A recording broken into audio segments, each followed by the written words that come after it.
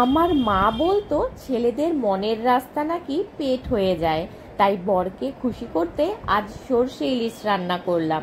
প্রথমে মাছের পিসগুলোকে পরিমাণ মতো নুন, হলুদ, কাঁচা সর্ষে তেল আর গোটা সর্ষে, গোটা পোস্ত, গোটা কাঁচা লঙ্কা বাটা দিয়ে ম্যারিনেট করে কিছুক্ষণের জন্য রেখে দিলাম।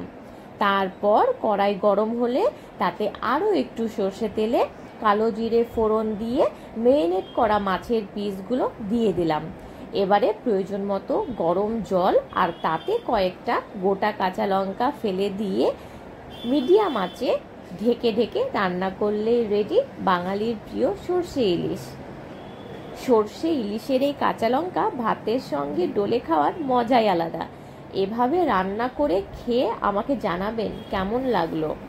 আর আমি যেহেতু কালো সর্ষে ব্যবহার করেছি, তাই খোসাগুলোর জন্য পেস্টটা একটু কালো কালো মতন হয়েছে। আপনারা চাইলে খোসাগুলো ছাঁকনিতে ছেঁকে নিতে পারেন।